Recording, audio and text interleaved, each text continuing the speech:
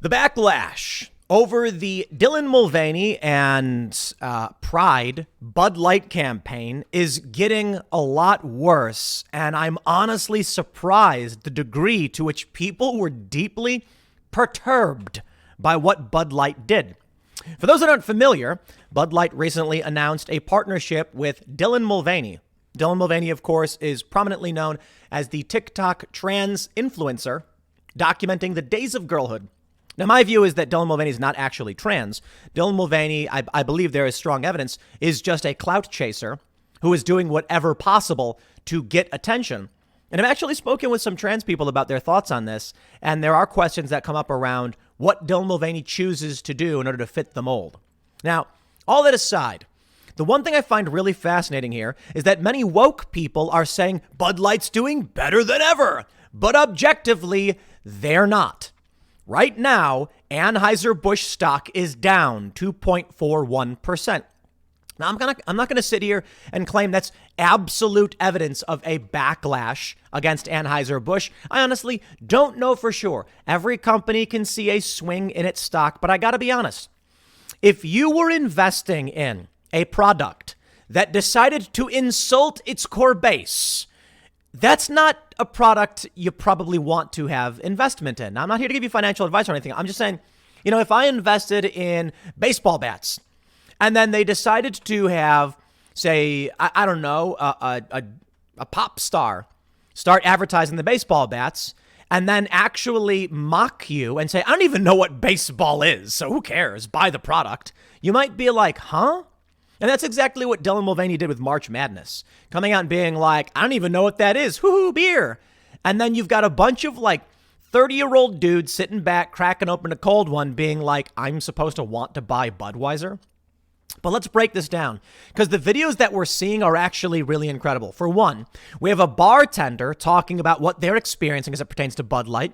We've got people posting videos of this is amazing, empty beer shelves. And then Marketing when guy. he moves to the right, all the Bud products are still Only you there. could On take- the other side, Michelob and Busch, which is all Anheuser-Busch. But there's a ton of these videos. In this video, this guy says he's an affiliate sales rep for Bud Light products, and they can't move product right now. And he's like, I'm actually kind of worried because I got to sell Bud Light to make a living for my family.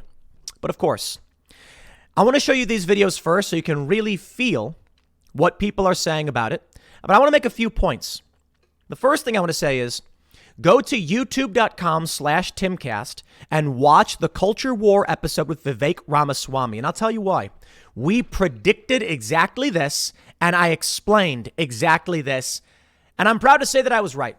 Now, Vivek's brilliant dude. He breaks down how all of this stuff started happening with ESG and DEI. And he and I very much agree on the algorithmic AI manipulation of culture, resulting in things like this Dylan Mulvaney scandal. But here's what I want to show you.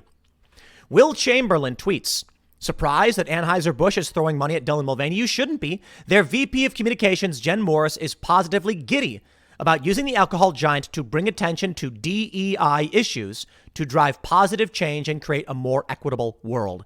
I explained exactly this to Vivek Ramaswamy. We were talking about it, and I said, what's happening is not that you have a bunch of critical theorists and leftist academics who have convinced a generation. What happened is social media algorithms have convinced a generation, and that ideology of the left just happened to fit that mold, as evidenced by the fact that this is a phenomenon happening all over the world. And I said, you know what happened with Bud Light? Some millennial woman got promoted. She was an intern, then she was a manager. Then they made her the first, they made her the new head of marketing, and she said, this is what people want because it's a cult. Now, don't get me wrong. The cult is big. The cult has, to a certain degree, some money. Mostly they just want yours. But there is a demographic to target. But the reason why I highlighted this video first, the bartender's perspective on Bud Light's embracing the transgender illness, someone said. That's not the woman who said this. What she pointed out was, at what point would it ever be smart to mix alcohol and politics? And I saw that and I'm like, that's a really good point. If you've got people who are angry, they're not getting along, and then you're like, why don't you get drunk now? It's like, oh boy. The last thing we need are bar fights. But I have good news for the most part, I suppose, for those who are boycotting Anheuser-Busch. Take a look at this. You can see Natty. Look, I'm going to say this. I would not be surprised if this stuff is staged. To show a cooler where the Natty Light, Anheuser-Busch, and Busch products, obviously Anheuser-Busch, and then as they pan over, you can see empty, where it's Miller Lite and Coors. And I want to stress this too. Miller Lite and Coors have done Pride campaigns before too. But I think Dylan Mulvaney is really what pisses people off. And then you can see all the Budweiser and Bud Light unsold. Okay. I want to explain something to all of these woke leftists who are coming out being like, Bud Light, it's not so much a boycott of, there's a woman, and she's like, Bud Light knew that they need to capture the younger demographic that's aging into drinking, and that they needed to blah, blah, blah, blah, blah. Oh, okay. Gen Zers who are like 5 years into drinking versus the other 50 years of life people have where they're drinking. That's what they're saying. They're saying they decided to sacrifice everything for people who are like 26 years old. Okay, you know what, dude? Spare me. The reality is this stings, and they know it. And I think it's a good thing. I think people should absolutely boycott Bud Light, and they should say, don't get involved in this stuff. It's just plain and simple. But I want to explain to all these leftists who are like, they're just disregarding you as a customer. Yo, I don't drink Bud Light. I don't drink beer. I don't drink. Look, if I'm going to drink a beer, and I will sometimes, rarely, if ever, it's going to be like a craft microbrew or some other pretentious snooty beer. Like, I'm going to go to a local brewery and try their Honey Crisp Ale or something like that. I'm not going to drink Bud Light. That's the biggest problem. But let me just put it simply. I have no issue with trans, and this is what I think the left doesn't understand, okay? You've got a bunch of transgender activists complaining about this and defending Bud Light. Right now, we've got the guy from The Offspring, not like we actually like this guy anyway. Offspring's Noodle says, band will stock Anheuser-Busch Jack Daniels backstage to counter dim-witted bigots. Me? My concern and my issues with Bud Light and Anheuser-Busch is not trans, is not pride. It's specifically Dylan Mulvaney. And I've explained this in great detail. Vivek Ramaswamy made a really, really great point in the Culture War podcast. Again, go to youtube.com/Timcast. Really, you should watch this episode because Vivek hits the nail on the head with the hammer. He's a smart guy. He says, we all thought the AI monster was going to be a robot with laser eyes, but it's not. It's wokeness. It's Dylan Mulvaney. Hit the nail on the head with the hammer. Because as I've been explaining this for years, take a look at Dylan Mulvaney and what do you see? Dylan Mulvaney is an individual who is trying to produce content to be famous. Animals, Broadway, nature hikes, wasn't working. Dylan Mulvaney then claims to be non-binary, gets a ton of views. 4 videos later, my official coming out, boom, millions of views. Dylan Mulvaney is the water that filled the hole, the puddle, as the old saying goes. The saying is that there is a puddle of water, and the puddle looks around and says, this basin that I'm in is perfect. I fit it absolutely. It must have been made for me. Instead of realizing you fit the puddle. What I mean to say is there are so many people, and they're all producing content, all trying to be famous. The algorithm is set. So eventually, someone fits that algorithm perfectly. That's Dylan Mulvaney. Dylan Mulvaney was hunting for content to be famous, found it with the trans stuff, and then did possibly the smartest algorithmic manipulation I've ever seen with the days of girlhood. As I've long explained, that those who are trying to feed the algorithm need to consistently one-up what they're doing. Such as with Donald Trump, they say Trump is racist. The next day they say Trump is more racist. The next day, Trump is the most racist. And eventually, Trump is Hitler, and then Trump is worse than Hitler. They have to keep escalating it to keep your attention. Thus, with Dylan Mulvaney, day 1 of girlhood, day 2 of girlhood. Every day there is something new to expect in the numbering of what Dylan is doing. The issue I take with Bud Light is that they are mindlessly marching behind garbled AI nonsense on par with ElsaGate. ElsaGate was when YouTube was flooded with videos of Elsa eating feces and drinking urine, things like that. The reason was Elsa was popular from Frozen. People started making weird Elsa videos for clicks. Eventually, you had videos of people dressed as Elsa running around being chased by the Joker. And eventually, people employed computer algorithms to auto-generate cartoons of Elsa that would get clicks in the algorithm and then mass upload them. Whichever ones did well, they would make more of, and you ended up with psychotic AI nonsense where Elsa was eating feces. I'm not exaggerating. That's literally what happened. That's my issue with Anheuser-Busch. The sponsoring of the algorithmic crisis, profiting off of it. But here's the best part. What Anheuser-Busch did with this campaign is a component of the crisis, in that Anheuser-Busch seems to be suffering the consequences of chasing after what is no different to me, Elsa eating feces out of a toilet. Dylan Mulvaney, as it was pointed out to me by a trans individual, did not get laser hair removal on his face. And I say his because I do not believe Dylan Mulvaney is trans. I believe Dylan Mulvaney is intentionally mocking and harming trans people and trying to be mean. I really do think trying to be mean is the key there. Dylan Mulvaney apparently got facial modification surgery, but that doesn't mean a whole lot. Laser hair removal apparently is much, much cheaper. And so the question is, why do one? Other people have pointed out that Dylan Mulvaney clearly is not on hormones. It appears that Dylan Mulvaney is not trans. Dylan Mulvaney is desperate to be famous by anyone who's ever watched any of those videos. But let's get back to Anheuser-Busch so you can see the real ramifications of what they've done. In this video, let me just play this video for you of this dude. You can see for yourself.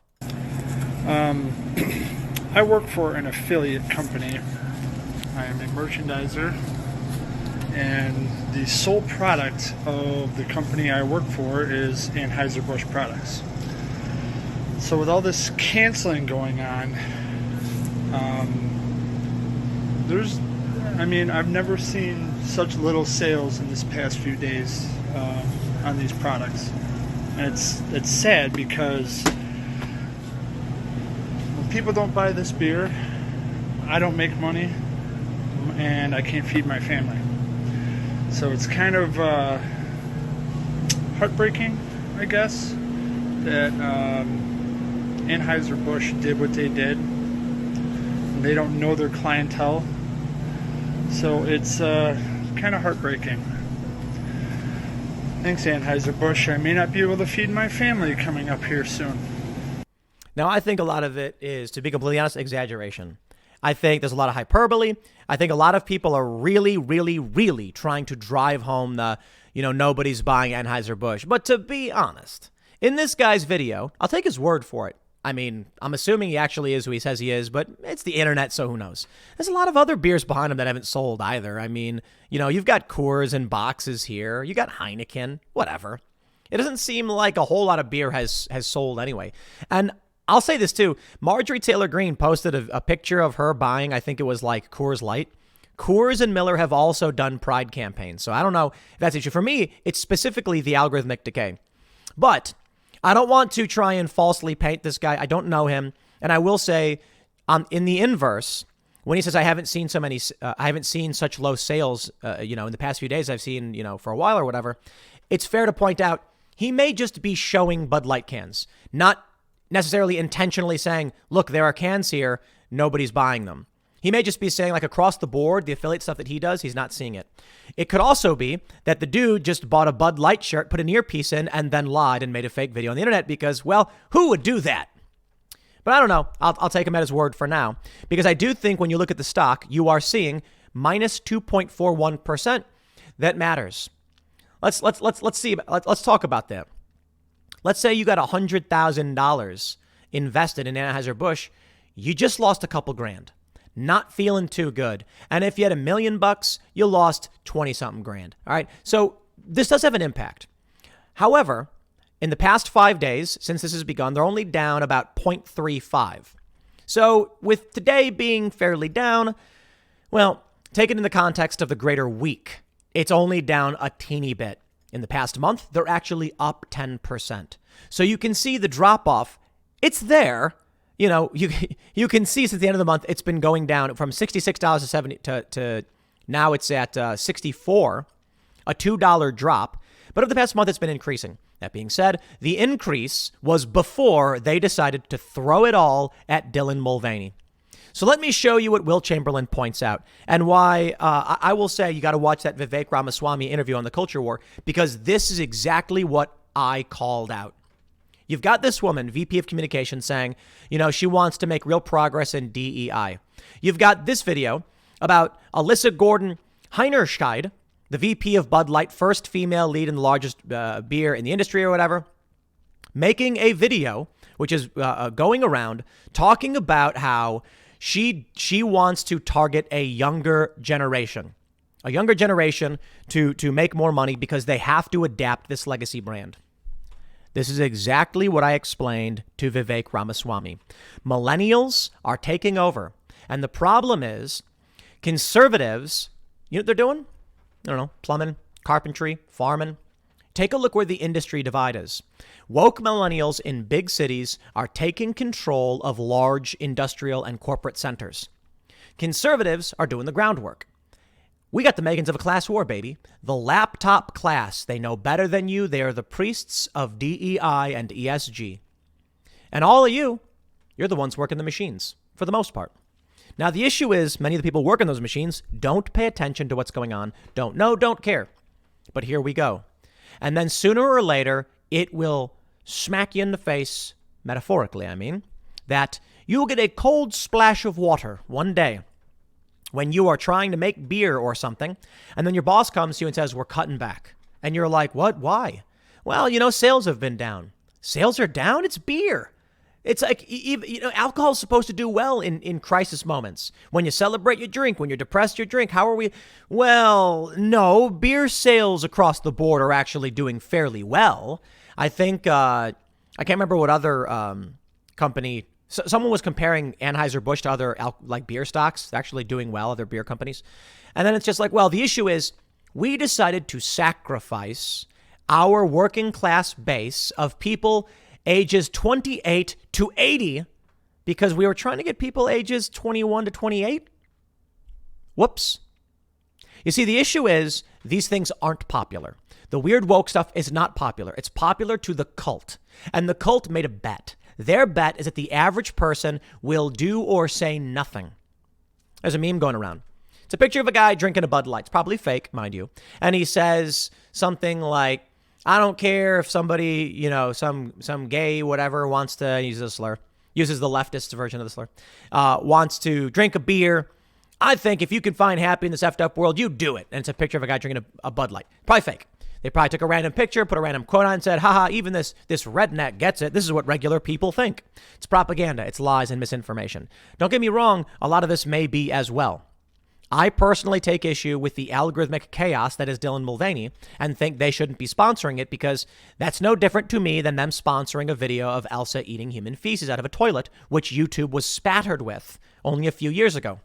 TikTok is allowing this kinds of content because I think TikTok's interest is CCP interest. I don't trust that company.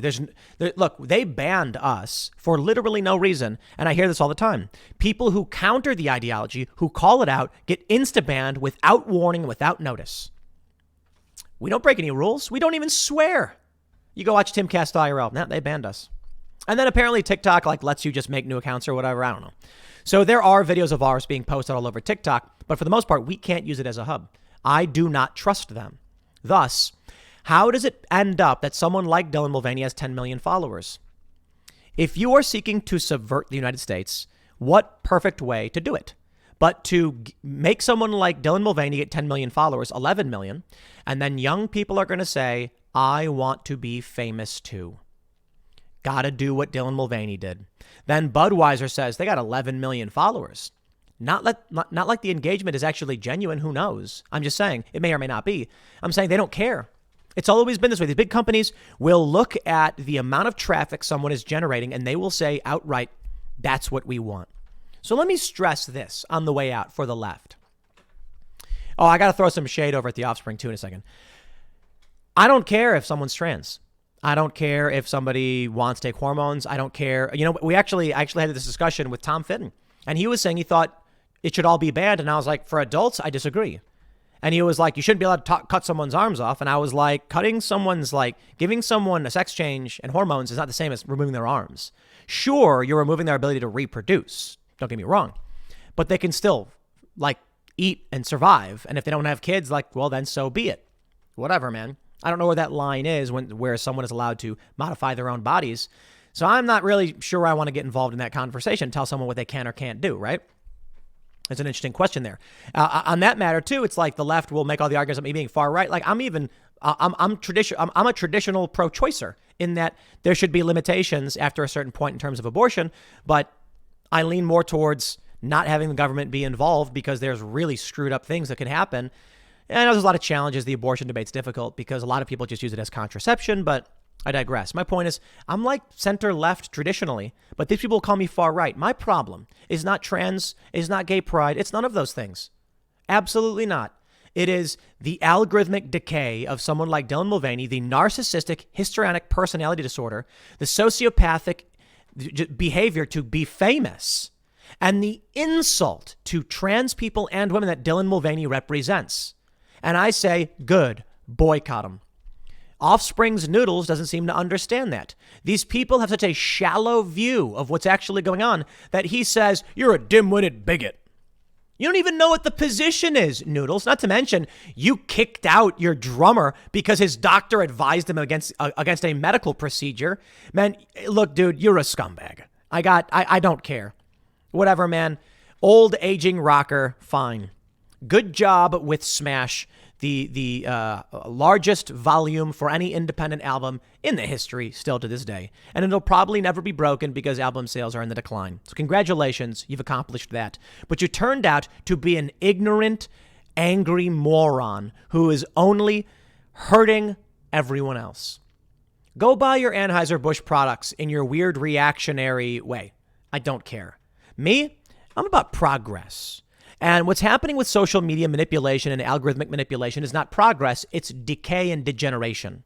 So what we need is freedom, liberty, meritocracy, good things. We want good thing. They want bad thing. It's a joke. Shout out to Seamus from Freedom Tunes. But anyway, here's what I can say. If you want to better understand why all of this is happening, go to youtube.com/TimcastIRL. Check out the Culture War episode 7 with Vivek Ramaswamy, GOP candidate, competing with Trump, ending wokeness. And we talk a lot about it. And this dude is he's a smart guy. I'll just put it that way. I think he runs circles around DeSantis and Trump when it comes to what's really happening to our culture. I told him outright, he ain't going to beat Trump. But we need his input because I think there are very few people who see it as clearly as this guy does. So here's what I'll say. This video, we can approach the surface level of the Anheuser-Busch backlash. But if you want to go deep on how it's all going down, check that out, youtube.com/Timcast. All right, everybody, I'll leave it there. Next segment is coming up at 4 p.m. on this channel. Thanks for hanging out. We are here in Austin, Texas, and I will see you all at 4 p.m. on this channel.